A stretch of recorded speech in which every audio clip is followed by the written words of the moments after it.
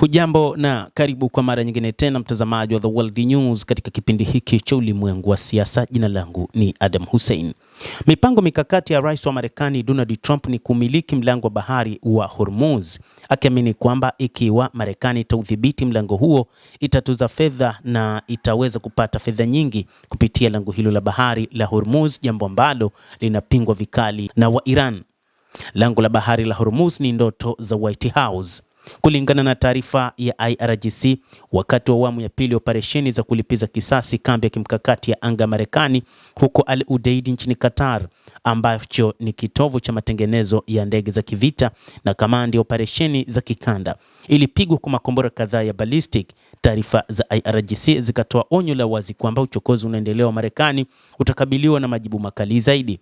Lakini matukio haya yanajiri chini ya mwezi mmoja baada ya kutoa saini hati ya makubaliano yenye vipengele 14 kati ya Tehran na Washington, makubaliano yaliyolenga kuhitimisha vita na uchokozi wa Marekani dhidi ya Iran na kurejesha usafiri salama wa meli katika lango la bahari la Hormuz, kuepusha eneo hilo kutumbukia tena kwenye vita kamili.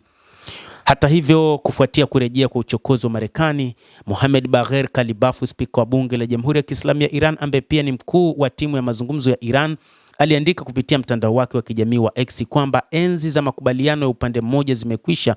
Tulikwambieni, timizeni ahadi na wajibu wenu, la sivyo mtalazimika kulipa gharama. Sasa lazima mkubali ukweli, kwa kunukuu sehemu ya kifungu cha 5 cha makubaliano hayo ambacho kinasisitiza kufunguliwa tena kwa lango la bahari la Hormuz chini ya usimamizi wa Iran. Ametuma ujumbe wa wazi kwa Washington kwamba lango bahari la Hormuz liko chini ya mamlaka ya Iran na kuwa hakuna nchi yoyote ya kigeni inayoweza kufanya maamuzi ya upande mmoja kuhusiana na suala hilo. Ujumbe huu unaashiria mabadiliko ya kimsingi kwamba ukiukwaji wa makubaliano hayo hautafanyika tena bila gharama. Kutokana na vipengele hivi, rais wa Marekani Donald Trump ni kama vile hakukubaliana na mipango hii.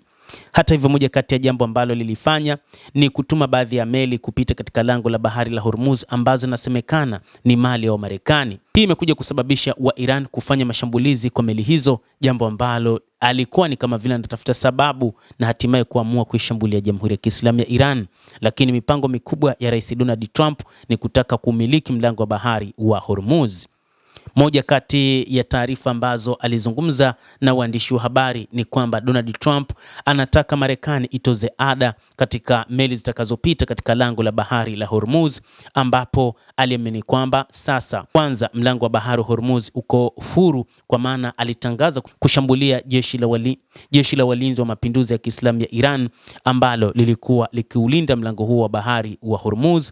Na kutokana na hali hiyo, anaamini sasa kuna uwezekano mkubwa wa kuweza kuhakikisha lango hilo la bahari la Hormuz linaweza kuwa chini ya mamlaka ya Marekani, huku Marekani ikitaka kutoza ushuru wa 20% kwa shehena zote ambazo zitapita katika mlango wa bahari wa Hormuz.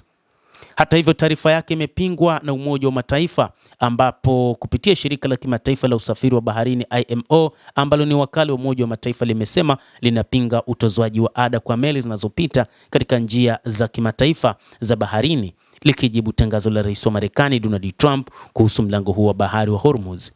Rais huyo alitangaza kuwa Marekani itarejesha kizuizi cha majini dhidi ya Iran na kutoza ushuru wa 20% kwa shehena zote ambazo zitapita katika eneo hilo. Na wakati akijibu tangazo hilo, msemaji wa IMO alisema shirika hilo linafahamu taarifa hiyo na linasubiri maelezo zaidi, huku likisema msimamo wao kuhusu ada za kupita katika lango la bahari la Hormuz ziko wazi siku zote, huku shirika hilo la kimataifa la usafiri wa baharini IMO likipinga vikali kutozwa kwa ada kwa meli ambazo zitapita katika mlango wa bahari wa Hormuz ambayo inatumika kwa usafiri wa kimataifa. Katika muktadha huu, ripoti ya uchanganuzi ya kituo cha Marekani MSN ina umuhimu mkubwa, kwani inakisi picha ya vita ambavyo ni tofauti na maelezo rasmi ya ikulu ya Marekani. Rais wa Marekani Donald Trump kwa mara ya kwanza aliingia katika uwanja wa vita dhidi ya Jamhuri ya Kiislamu ya Iran, akisema mapambano yake makubwa ni dhidi ya suala la nyuklia la Iran. Lakini wakati huu mabadiliko yamekuwa ni makubwa, na rais huyo wa Marekani anapigana dhidi ya Jamhuri ya Kiislamu ya Iran, lakini kubwa zaidi anatazama mlango wa bahari wa Hormuz.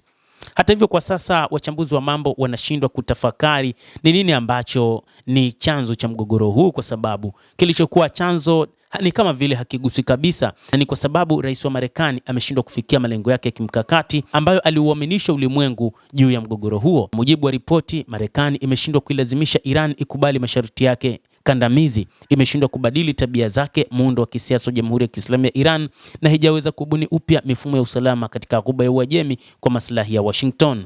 Suala muhimu zaidi katika ripoti hiyo ni lile linalohusiana na pengo kubwa lililopo kati ya simulizi ya kisiasa ya White House na hali halisi ya mambo uwanjani. Trump anaendelea kuzungumzia ushindi, lakini hali halisi inaonyesha vinginevyo.